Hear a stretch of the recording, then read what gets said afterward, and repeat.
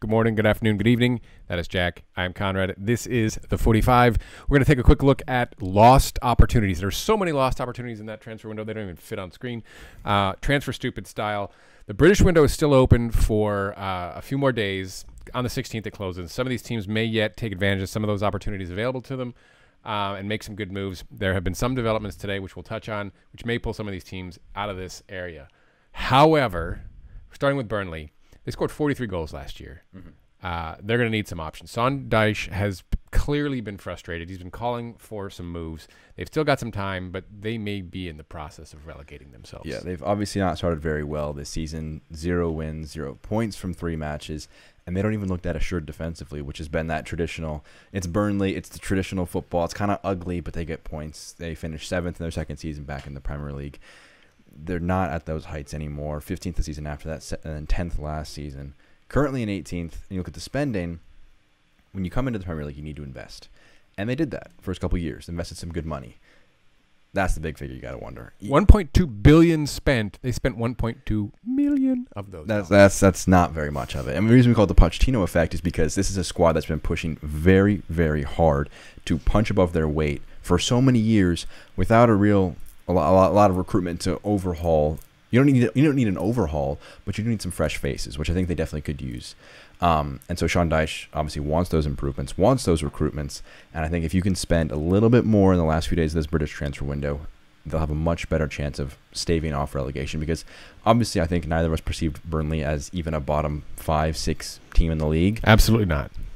I think they need to make some improvements after this first few matches of the season. The best thing thus far for them is not losing James Tarkowski yet. So, if they do lose him in the next day or two to a desperate club like, say, Man United, they turn that into 3 or 4 players. Can they, right? Maybe that's what they're waiting for. I don't know, but it's tough to say. Not good. Fulham, is there a plan here? So they spent £100 million upon promotion following that 17-18 year. Clearly not interested in doing that again because it crushed chemistry. It crushed the culture of the club. Changed managers 3 times in that relegation season. But now we thought they had a better shot. Both of us had them rooted bottom of the table, which is where they sit right now. Tony Khan's gotten himself in some hot water with some of his social media posts after a pretty bad loss earlier this season, saying, "I'm sorry, we all have to do better." The coach and players are kind of sitting here like, dude, what are you doing tweeting for? Like, we can talk for ourselves. And that last part of this quote, "I can't be in the business of developing other people's players." Are you sure about that? Oops. All of these, if I'm not mistaken, no option to buy. All loans. No option to buy. They made a few more loans, made a few more moves, which do make a bit of financial sense. But we look at Bournemouth after getting relegated last season. What do they have to show for their time in the Premier League? They didn't improve their stadium. They didn't improve their facilities that much. They're underway of improving that. Questions if that's going to get finished. Fulham, it may only be a 1-year stint, so you can't obviously make long-term investments. But you're developing other clubs' players when you said you were going to do the exact opposite. Well, they did do some good things with making Decordova-Reid, Knockaert, Caballero, Harrison Reed all pull the trigger on their loan options. But none of these guys, Loftus-Cheek's going to want to play. Yeah. Right? So he's going to be a first-choice player. Areola going to want to play. And they both are deserving of that. They're high-quality players. And so from Fulham's perspective, there's 2 different voices. They're saying this says, I want to survive. I'm going to get talent that can help us this year in Loftus-Cheek and Areola. And then there's Tony Khan saying, we want our own players to develop. And I think if you went one way or the other, you could be okay with how this summer's been going. But you said one thing, you did the other. So we're going to say you're missing your opportunities. Yeah. Next up, West Ham. So this has changed a little bit today. We've got a lot of talent. Look, losing Grady Diangana was just dumb, right? Yeah. Today's move for Benrahma could be up to £30 million. Looks pretty good. If they couple that with Josh King, and then they get a defender before that English window closes, like a James Tarkowski, this could be a really good window for them. It came in like they do have a lot of talent. They've been undermanaged chronically. Yeah, I think that Moyes, I like him as the manager going forward. I think he has a lot of talent at his disposal. And there probably is a belief at the club that, no, we should not be struggling for relegation like we did last year with the players we have. So, Moyes, you got to work with what you have. And that's a debatable perspective. I think there are some definite flaws in the side that they've I don't want to say tried to improve on because they haven't. Thomas Suchek, they made a permanent deal, and they brought in Vladimir Kufal, both from Slavia Praha. Question marks over whether those guys are going to be enough for you. I like Suchek a lot in the midfield. I think he's a very good signing. But again, he was a loan last year. You're not adding to what you finished last season with. So, again, if they do sign Benrahma and Tarkowski, this is, I don't want to say a 10 out of 10 window, but Benrahma, Suchek, and Tarkowski, especially in this climate financially, that's a great window. Would it take him out of your bottom three? Definitely, I think. It gives them a crack at the top half. Because you have a much better improvement in your defense. Benrahma, I think, is one of the most exciting players just in England in general, not just in the championship. So that would be a very, very good window. And then you have to ask the question, we have to produce this meme because they haven't done anything. And now it's just the domestic window that's left open. Next up, West Brom, maybe not quite done yet. Again, they got Grady Diangana for $15 million from West Ham. Great business, 22-year left winger. Pereira from Sporting, also good for $10 million, 24-year-old right winger. They'd like a center forward to pair with those three, to have a good front three. Still after Colin Grant. Challenge for them now. Callum Robinson was out of action today, rumored that he may be having to quarantine from that Ireland team, which would be a real problem. They scored 77 in the championship, tied Leeds for second behind Brentford, but they got to defend. Yeah, no team, even after the shenanigans that Liverpool and Manchester United pulled on Sunday, conceding 7 and 6 respectively, no team has conceded more in the Premier League than their 13 so far this season. So they've got to definitely step it up. And I think that the big thing for them is you've got Cedric Kipre, and Branislav Ivanovic as your two guys that you brought in this window. Old and inexperienced. Usually you want to go for young and experienced, right? You know, this look. Ivanovic, not a bad. It's a free deal. Yeah, he spent 9 years with Chelsea. He knows the league. Kipre good, but the issue is going to be they're going to concede more than they're scoring, and that's the issue. You saw them. They had Diangana and Pereira light up Chelsea for 3 goals, and then they conceded 3 in the second half and couldn't hold on to a lead. So I think that we criticized Fulham for not making investments long term that can help you financially, asset wise. We should probably credit West Brom a little bit for bringing in Diangana and Pereira on full-time deals, because that means that you have those guys who, I think if Diangana and Pereira play to their potential and their ability right now, say you get relegated, those guys are going for 30, 40 million pounds back to the Premier League. So, yes, maybe this season might be a bit of a struggle because you haven't got the center backs and the defensive solidity you need. You have made a few smart moves, so that they have a bit of credit to be made, especially for some pretty shrewd deals that they've made. But I think that overall, they probably would want a bit more defensive structure. And again, that issue at striker. You've got some really great supplies from out wide in the wings and in the midfield. Maybe a bit shaky up top. When Kieran Gibbs starts your season, if you're starting left back in 2020, you've got to do some work. Sam Johnson looking like their most valuable player in the sticks. I'm not sure if it's good enough. Yeah. All right. So Manchester United have looked good. They looked great in the restart. Right, looked fantastic, secured Champions League. Stark contrast to starting up this season, first 3 matches. United supporters, it all came to a head for them as the window closed. They did sign deals for Cavani, Telles, Pellistri, Traore as the window was closing, following Van de Beek earlier on.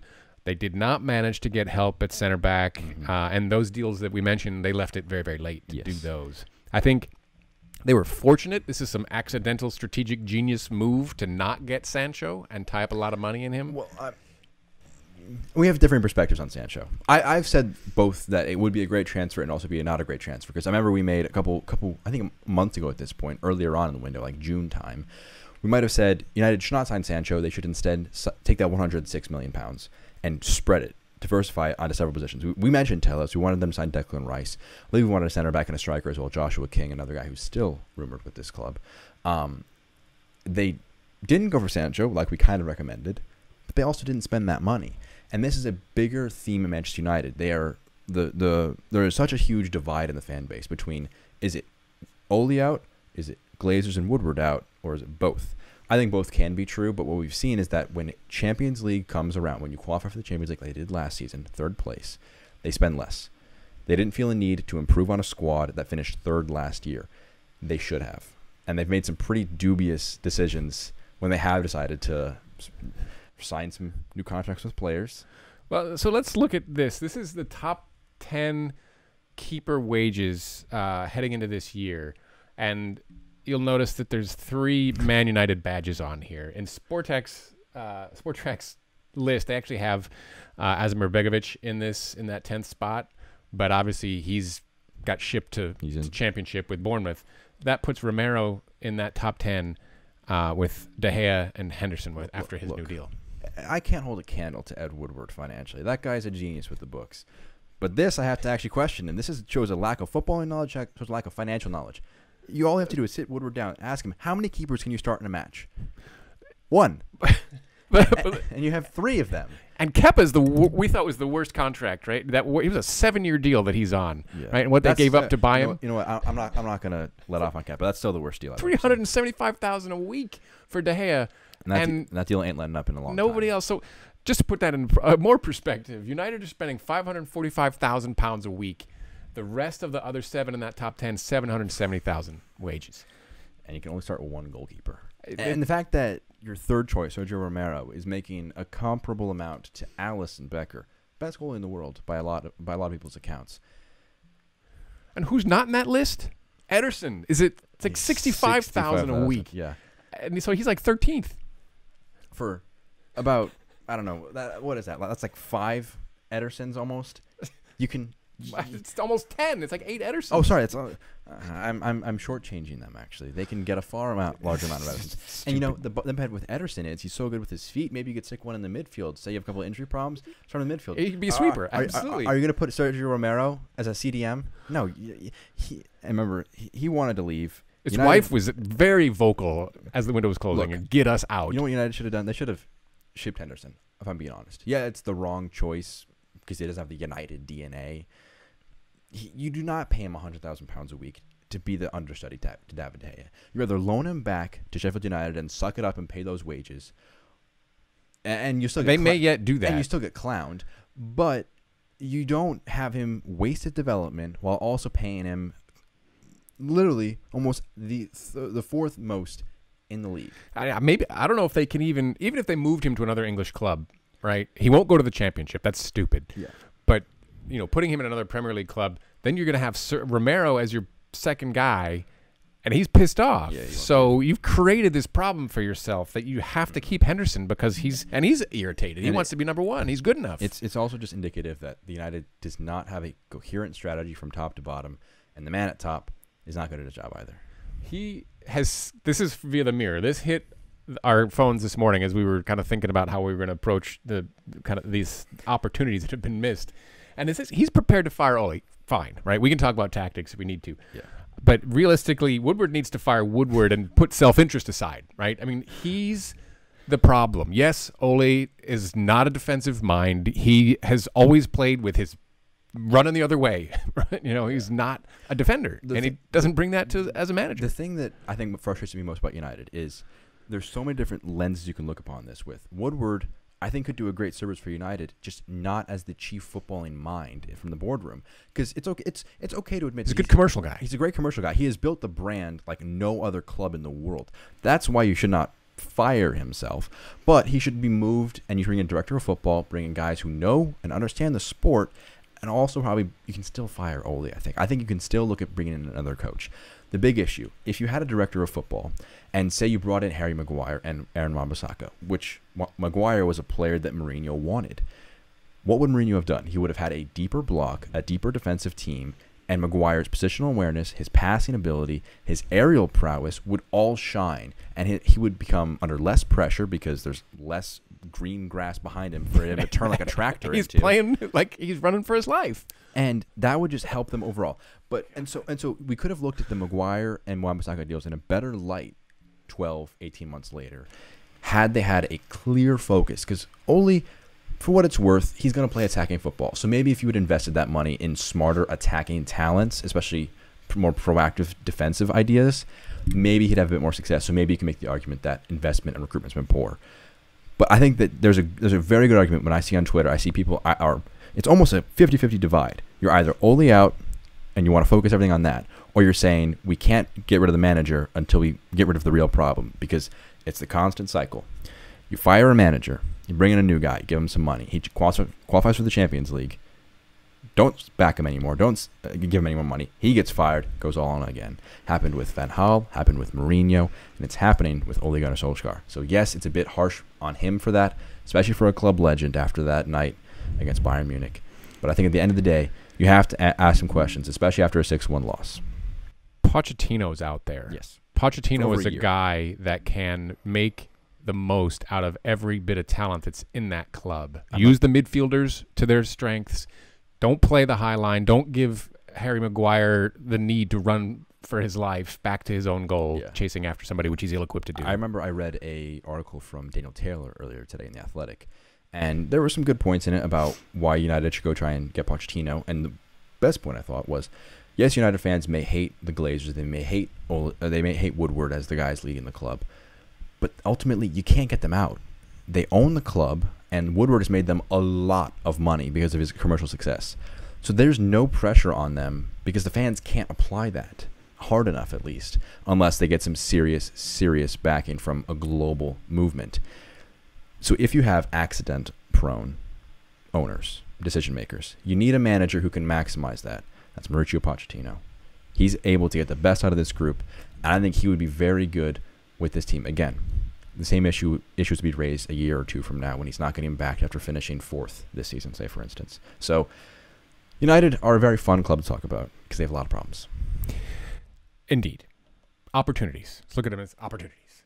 That'll do it for us. Taking a look at mostly United. The mess that is the transfer window as it closes on the 16th. At least the British side does. Jack, Conrad, this has been the 45. Please do give us some comments, and always, as we ask you, subscribe. Find us on the Twitter at the 45. Take care now.